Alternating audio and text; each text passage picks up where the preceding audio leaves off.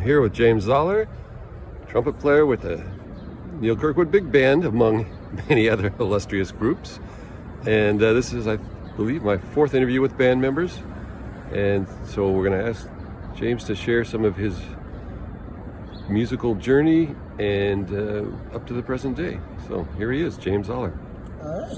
Thank you for having me. I appreciate you having me in your big band. Well, my journey started in Kansas City, Missouri, 1959. I was born and raised in Kansas City. I took up the bugle at the age of 9 in Kansas City. My sister's husband brought home a bugle, and it was easy to play because there was no valves. I didn't have to manipulate the valves at that time.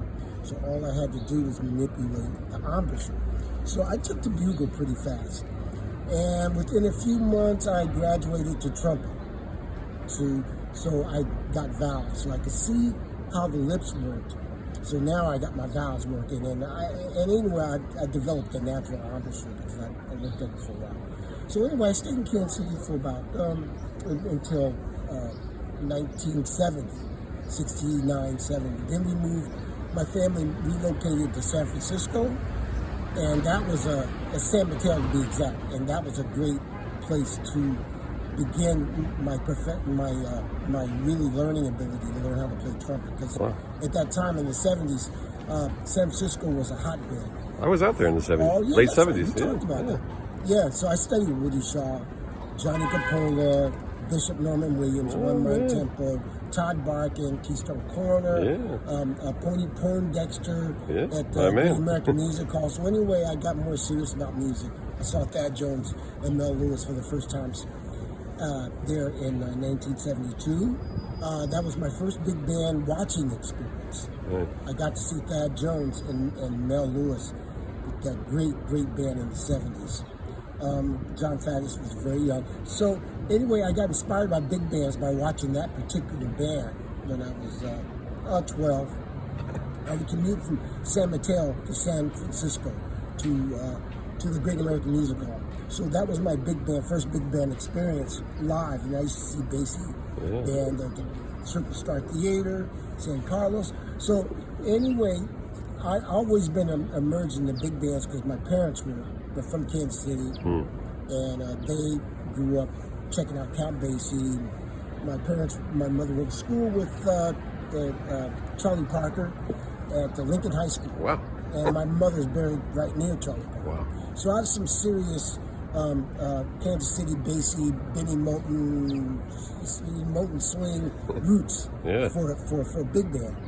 So that was my love for big band, and then in San Francisco, I started studying and playing in high school competitions, and then I got into ensemble playing when I was probably 15, 16 years old, learning how to play with people. And that kind of resonated with me because it required teamwork, and you really have to listen to blend in with the other guy. So I was kind of fascinated by that, by the teamwork of big bands playing. And so after that, I just started checking out a lot of big bands, and that's pretty much how I got interested in big bands leading up to your project, because I'm really looking forward to it. But before that, I studied all kinds of big bands. I remember following around Toshiko Akiyoshi in LA in the mid '70s because I used to live there too. So my musical journey involved Kansas City to San Mateo, San Francisco, and then I moved down to San Diego and Los Angeles and started doing stuff there. Went to school at UCSD, not formally, informally. I studied with Mr. Jimmy Cheatham, Cecil Lytle, a bunch of Charles McPherson, So that's pretty much my musical journey. When did you move to New York? When did you move to New York? I moved to New York in the summer of 1985. I was lucky with a gig. I was still working part-time at Tower Records, but Mercer Ellington, I was part of Mercer Ellington's West Coast band.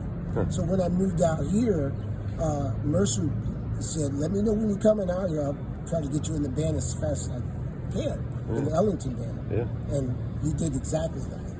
So, yeah, so I came out here pretty much with the part-time record gig at Tower Records and working a little bit with Mercer at the time, slowly inching my way into the band. Yeah. And that's how I got into Duke stuff, Cootie Williams, Ray Nance, and Sweets and textures. Yeah. You know, Yeah, beautiful. All right, well, we're certainly looking forward to the recording. Yeah. And everyone out there, you're going to hear some great playing from James. Oh, it's going to be fun. I'm going to make sure of that. All right, thank you, James. My pleasure.